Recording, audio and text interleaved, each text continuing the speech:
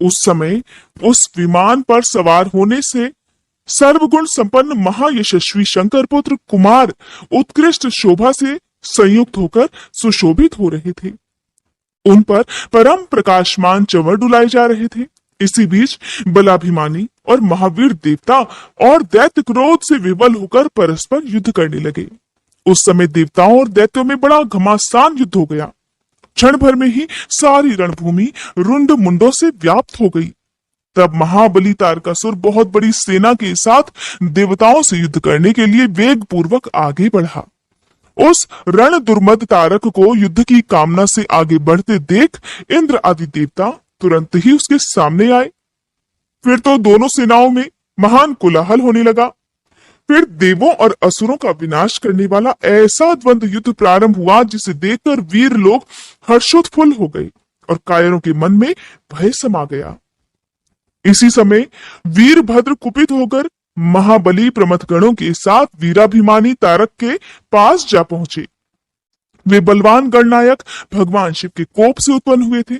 अतः समस्त देवताओं को पीछे करके युद्ध की अभिलाषा से तारक के सम्मुख डट गए थे। उस समय प्रमथगणों और सारे असुरों के मन में परमोल्लास था। अतः वे उस महासमर में परस्पर गुत्थम गुत्थ होकर जूझने लगे। फिर वीरभद्र से तारक का भयानक युद्ध हुआ। इसी बीच असुरों की सेना रण से विमुख होकर भाग उठी। इस प्रकार अपनी सेना को तितर बितर हुई देख उसका नायक तारकासुर क्रोध से भर गया और 10,000 भुजाएं धारण करके सिंह पर सवार होकर देवगणों को मार डालने के लिए वेग पूर्वक उनकी ओर झपटा। वह युद्ध के मुहाने पर देवों और प्रमथगणों को मार मारकर गिराने लगा।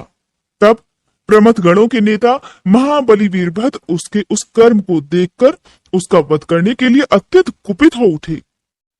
फिर तो उन्होंने भगवान शिव के चरण कमल का ध्यान करके एक ऐसा श्रेष्ठ त्रिशूल हाथ में लिया जिसके तेज से सारी दिशाएं और आकाश प्रकाशित हो उठे। इसी अवसर पर महान कौतुक प्रदर्शन करने वाले स्वामी कार्तिक ने तुरंत ही वीर बाहु द्वारा कहलाकर उस युद्ध को रोक दिया। तब स्वामी की आज्ञा से वीरभद्र उस युद्ध से हट गए। ये देख असुर सेनापति महावीर तारक कुपित हो उठा। वह युद्ध कौशल तथा नाना प्रकार के अस्त्रों का जानकार था। अतः देवताओं को ललकार ललकार कर उन पर बाणों की वर्षा करने लगा।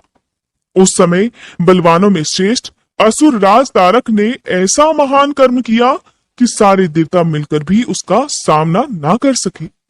उन भयभीत देवताओं को यों पिटते हुए देखकर भगवान अच्युत को क्रोध आया और वे शीघ्र ही युद्ध करने के लिए तैयार हो गए। उन भगवान श्री हरि ने अपने आयुध सुदर्शन चक्र और शांगर धनुष को लेकर युद्ध स्थल में महादैत्य तारक पर आक्रमण कर दिया। हे मुने, तदंतर सबके देखते देखते श्री हरि और तारकासुर में अत्यंत भयंकर और रोमांचकारी महायुद्ध छिड़ गया।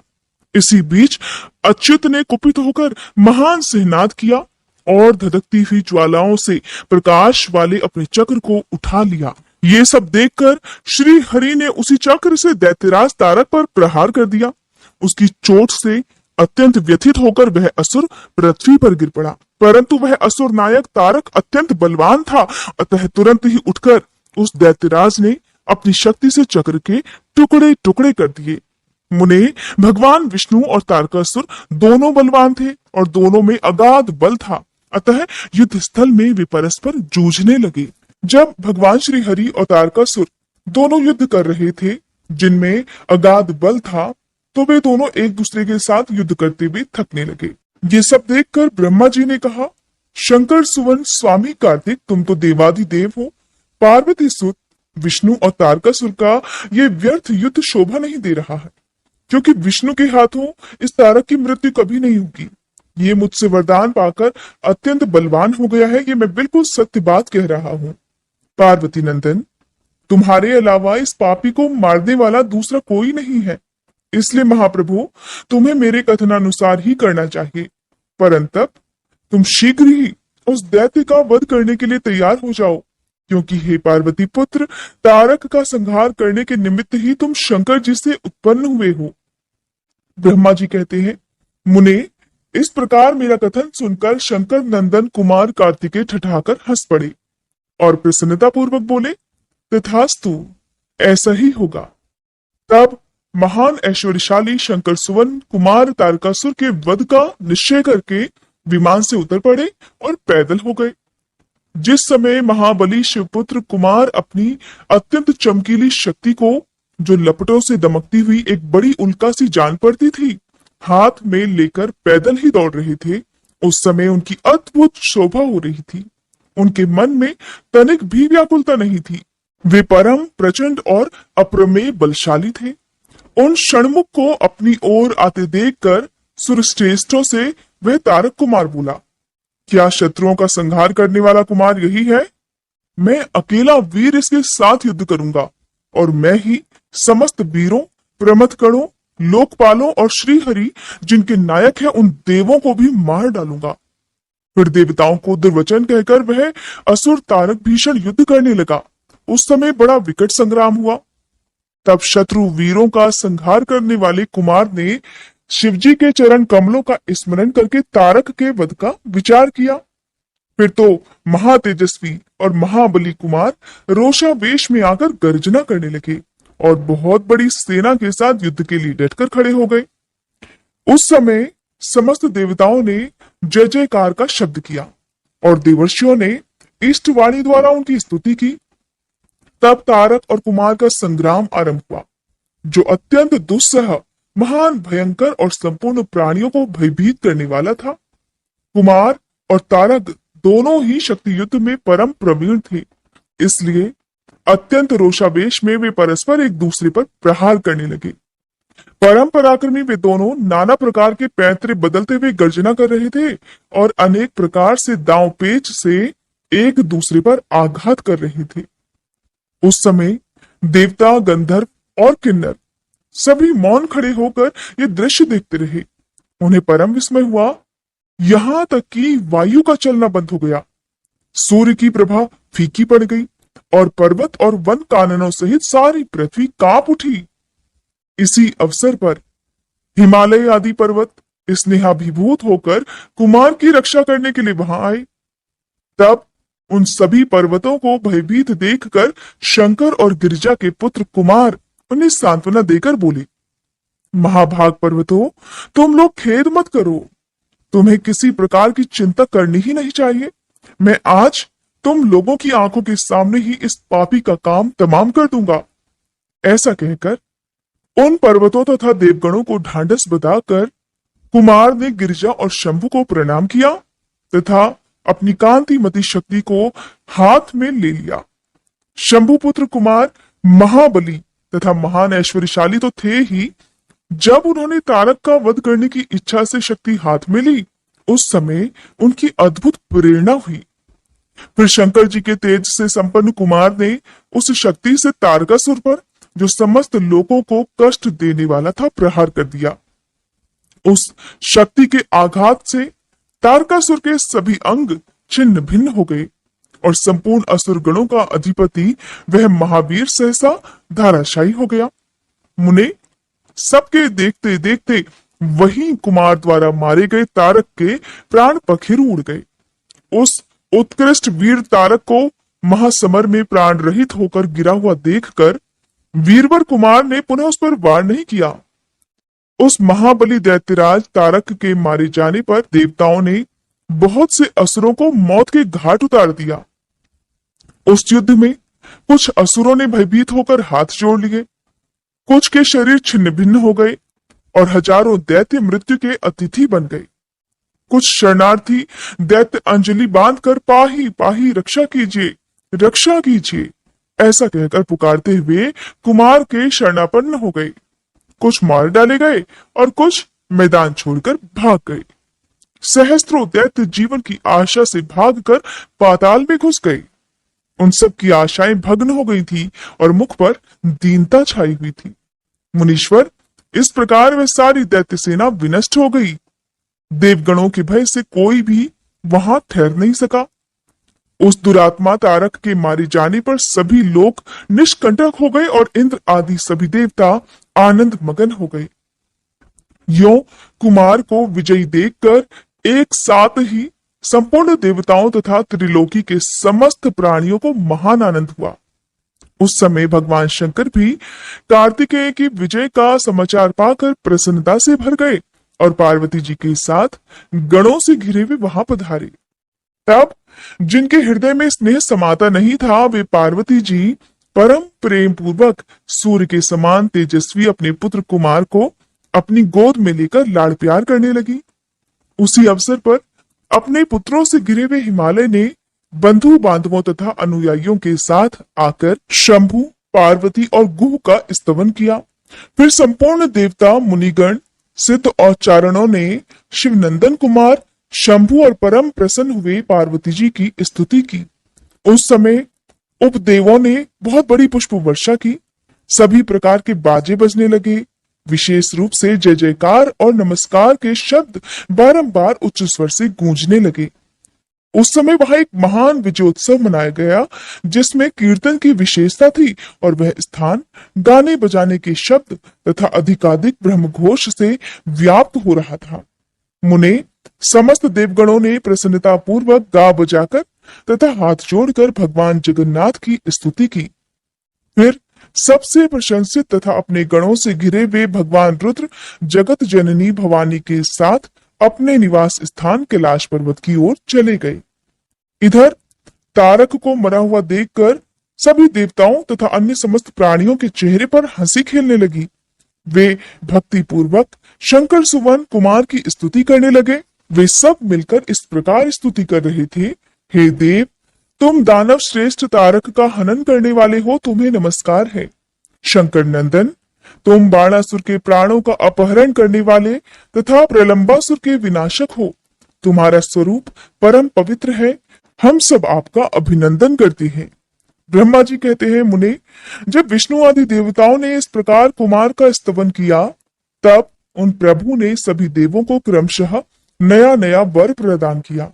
फिर पर्वतों को स्तुति करते हुए देखकर वे शंकर तनय परम प्रसन्न हुए और उन्हें वर देते हुए बोले, भूधरो, तुम सभी पर्वत तपस्वियों द्वारा पूजनीय तथा कर्मठ और ज्ञानियों के लिए सेवनीय होगे। ये जो मेरे पितामह पर्वत श्रेष्ठ हिमवान है, ये महाभाग आज से तपस्वियों के लिए फलदाता होंगे। तब देवता बोले, कुमार, यों असुरराज तारक को मारकर तथा देवों को वर प्रदान करके तुमने हम सबको तथा चराचर जगत को सुखी कर दिया है।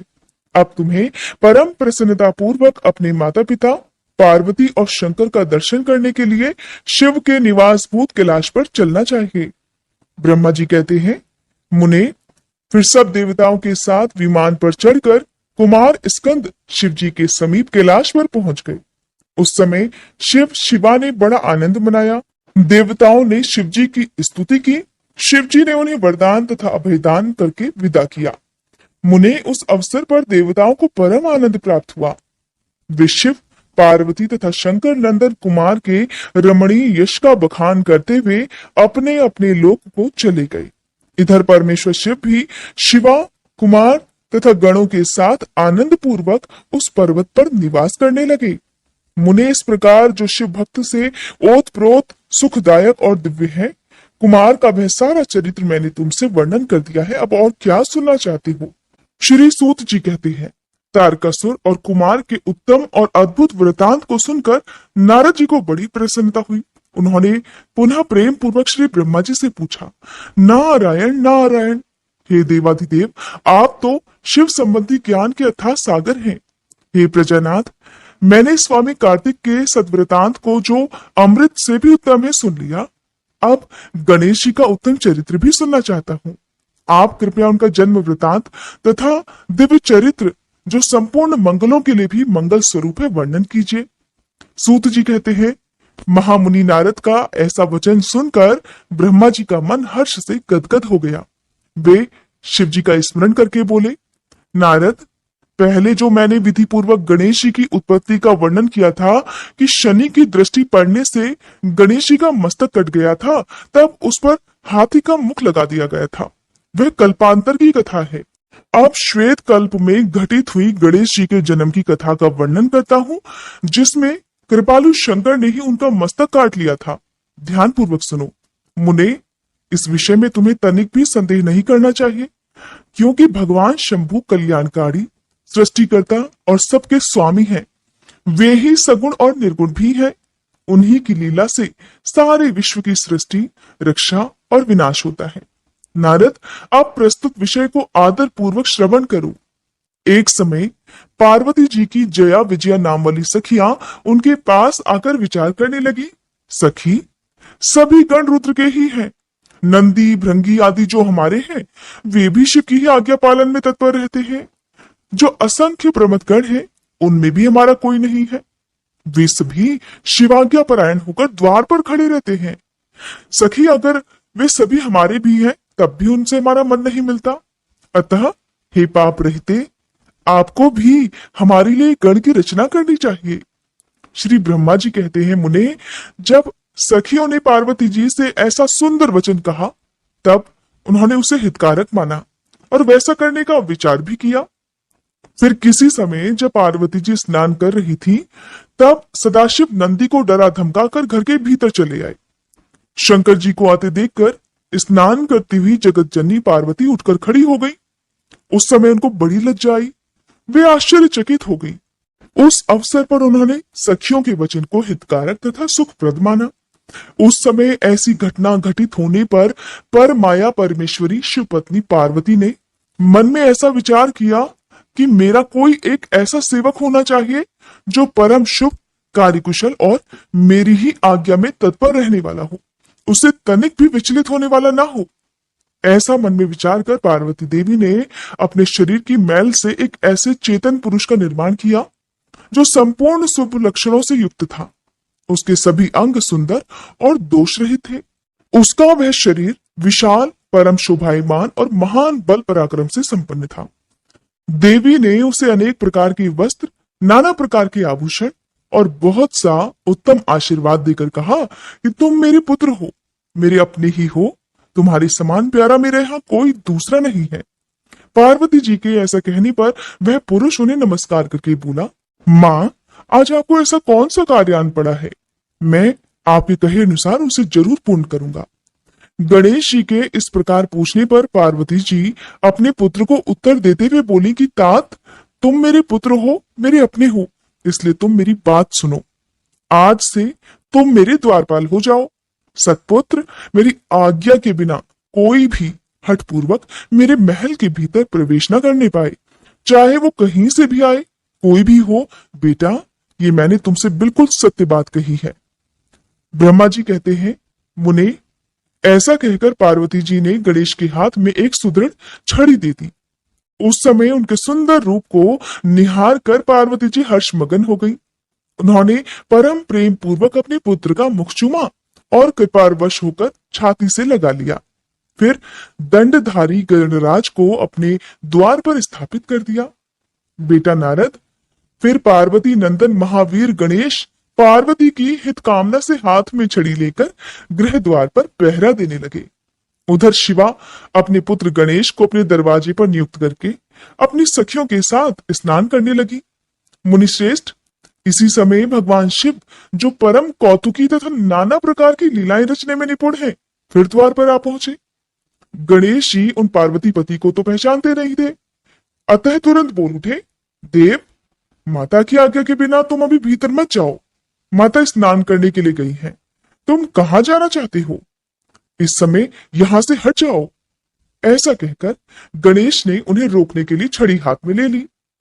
उन्हें ऐसा करते देखकर शिवजी बोल उठे, मूर्ख, तू किसे रोक रहा है? दुर्बुद्धि, क्या तू मुझे नहीं जानता? मैं शिव के अतिरिक्त और कोई नहीं हूं। फिर महेश्वर के गण उसे समझाकर हटाने के लिए वहां आए और गणेश से बोले, सुनो, हम मुख्य शिवगण ही द्वारपाल हैं और सर्वव्यापी भगवान शंकर की आज्ञा से तुम्हें हटाने के लिए ही यहाँ आए हैं। तुम्हें भी गण समझकर हम लोगों ने मारा नहीं है, अन्यथा तुम कब के मारे गए होते। अब कुशल इसी में है कि तुम खुद ही यहां से हट जाओ। क्यों व्यर्थ ही अपनी मृत्यु को बुला रहे हो? ब्रह्मा जी कहते हैं, मुने, यों कहे जाने पर भी गिरिजानंदन गणेश निर्भय ही बने रहे। उन्होंने शिवगणों को फटकारा और दरवाजे को नहीं छोड़ा। तब उन सभी शिवगणों ने शिव जी के पास जाकर सारा वृतांत उन्हें कह सुनाया। मुने उनसे सब बातें सुनकर संसार के गति स्वरूप अद्भुत लीला विहारी महेश्वर अपने उन गणों को डांट कर कहने लगे, गणों, ये कौन है जो इतना उच्छृंखल होकर शत्रु की भांति बकवास कर रहा है? इस नवीन द्वारपाल को दूर भगा दो, और तुम लोग नपुंसक की तरह खड़े होकर उसका वृतांत मुझे क्यों सुना रहे हो? विचित्र लीला रचने वाले अपने स्वामी शंकर के ऐसा कहने पर वे गण पुनः वहीं लौट आए। फिर गणेश द्वारा पुनः रोके जाने पर शिव जी ने गणों को आज्ञा दी कि तुम पता लगाओ कि वो कौन है और क्यों यहां ऐसा कर रहा है। गणों ने पता लगाकर बताया कि हे महादेव, ये तो श्री गिरिजा के पुत्र हैं और द्वारपाल के रूप में बैठे हुए हैं। तब लीला रूप शंकर ने विचित्र लीला करनी चाहिए और अपने गणों का गर्व भी गलित करना चाहा। इसलिए गणों को तथा देवताओं को बुलाकर गणेश जी से भीषण युद्ध करवाया, पर उनमें से कोई भी गणेश जी को पराजित नहीं कर पाया। तब स्वयं शूलपाणी महेश्वर वहां आए। ये सब देखकर गणेश जी ने माता के चरणों का स्मरण किया। तब शक्ति ने उन्हें बल प्रदान कर दिया। सभी देवता शिव जी के पक्ष में आ गए। घोर युद्ध हुआ। फिर स्वयं शूलपाणी महेश्वर ने आकर त्रिशूल से गणेश जी का सिर ही काट डाला। जब ये समाचार पार्वती जी को मिला तो वे बहुत क्रोधित हो गई और बहुत सी शक्तियों को उत्पन्न करके उन्होंने बिना विचारे उन्हें प्रलय करने की आज्ञा दे डाली। फिर तो चारों ओर शक्तियों के द्वारा प्रलय मचाई जाने लगी। उन शक्तियों का वह जाज्वल्यमान तेज सभी दिशाओं को जला डाल रहा था। उसे देखकर वे सभी शिवगण भयभीत होकर भाग खड़े हुए। मुने, इसी समय तुम दिव्य दर्शन नारद वहां आ पहुंचे। तुम्हारा वहां आने का अभिप्राय देवता गणों को सुख पहुंचाना था। तब तुमने मुझ देवताओं सहित शंकर जी को प्रणाम करके कहा कि नारायण नारायण। आप सभी देवता गणों को इस विषय में मिलकर विचार करना चाहिए। तब मुनि, वे सभी देवता तुम महात्मा के साथ ही सलाह करने लगे कि इस दुख का नाश भला कैसे हो सकता है। फिर उन्होंने यही निश्चय किया कि जब तक गिरिजा देवी कृपा नहीं करेंगी तब तक सुख प्राप्त ही नहीं हो सकेगा। अब इस विषय में और विचार करना एकदम व्यर्थ है। ऐसी धारणा करके तुम्हारे सहित सभी देवता और ऋषि भगवती शिवा के निकट गए और क्रोध की शांति के लिए उन्हें प्रसन्न करने लगे। उन्होंने प्रेम पूर्वक उन्हें प्रसन्न करते हुए अनेकों स्तोत्रों द्वारा उनकी स्तुति करके बारंबार उनके चरणों में अभिवादन किया। फिर देवगण की आज्ञा से ऋषि बोले, देवर्षियों ने कहा, जगदम्बे तुम्हें नमस्कार है। हे शिव पत्नी तुम्हें प्रणाम है। चंडिके तुम्हें हमारा अभिवादन प्राप्त हो। हे कल्याणी तुम्हें बारंबार प्रणाम है। अम्बे तुम्ही आदि शक्ति हो। तुम ही सदा सारी सृष्टि की निर्माणकर्त्री, पालिका शक्ति और संहार करने वाली हो। देवेशी तुम्हारे कोप से सारी त्रिलोकी विकल हो रही है, अतः अब तो प्रसन्न हो जाओ। हे देवी, हम सब आपके चरणों में मस्तक झुकाते हैं। ब्रह्मा जी कहते हैं, नारद, इस प्रकार तुम सभी ऋषियों द्वारा स्तुति किए जाने पर भी परादेवी पार्वती ने उनकी ओर क्रोध भरी दृष्टि से ही देखा, किंतु कहा कुछ नहीं। तब उन ऋषियों ने पुनः उनके चरण कमलों में सिर झुकाया और भक्ति पूर्वक हाथ जोड़कर पार्वती जी से निवेदन किया, देवी अब तो बस सर्वनाश ही होना चाहता है, अतः क्षमा करो, क्षमा करो। हे अंबिके, तुम्हारे स्वामी शिव भी तो यहीं स्थित है, तनिक उनकी ओर तो देखो। हम लोग, ये ब्रह्मा विष्णु आदि देवता तथा सारी प्रजा सब तुम्हारे ही हैं और व्याकुल होकर अंजलि बांधे तुम्हारे सामने खड़े हैं। हे परमेश्वरी, इन सब का अपराध क्षमा करो। शिवे, अब इन्हें शांति प्रदान करो। ब्रह्मा जी कहते हैं, मुने, सभी देवर्षियों ने ऐसा कहकर अत्यंत दीन भाव से व्याकुल होकर हाथ जोड़े और चंडिका के सम्मुख खड़े हो गए। उनका ऐसा कथन सुनकर चंडिका देवी प्रसन्न हो गई। उनके हृदय में करुणा का संचार हुआ और वे ऋषियों से इस प्रकार बोली, ऋषियों, यदि मेरा पुत्र जीवित हो जाए और वह तुम लोगों के मध्य पूजनीय मान लिया जाए तो संहार नहीं होगा। जब तुम लोग उसे सर्वाध्यक्ष का पद प्रदान कर दोगे तभी लोक में शांति हो सकती है, अन्यथा तुम्हें सुख प्राप्त नहीं हो सकता। ब्रह्मा जी कहते हैं, मुने, पार्वती के इस प्रकार कहने पर तुम सभी ऋषियों ने उन देवताओं के पास आकर सारा वृतांत कह सुनाया। और फिर उसे सुनकर इंद्र आदि सभी देवताओं के चेहरे पर उदासी छा गई। वे शंकर जी के पास गए और हाथ जोड़कर उनके चरणों में नमस्कार करके सारा समाचार निवेदन कर दिया। देवताओं का कथन सुनकर शिव जी ने कहा, ठीक है, जिस प्रकार सारी त्रिलोकी को सुख मिल सके वही कार्य करना चाहिए। अतः अब उत्तर दिशा की ओर चलना चाहिए और जो जीव पहले मिले उसका सिर काटकर उस बालक के शरीर पर जोड़ देना चाहिए। ब्रह्मा जी कहते हैं, मुने, फिर शिव जी की आज्ञा का पालन करने वाले उन देवताओं ने वह सारा कार्य संपन्न किया। उन्होंने उस शिशु शरीर को धो पोंछकर विधिवत उसकी पूजा की। फिर वे उत्तर दिशा की ओर गए। वहां उन्हें पहले पहल एक दांत वाला हाथी मिला। उन्होंने उसका ही सिर लाकर उस शरीर पर जोड़ दिया।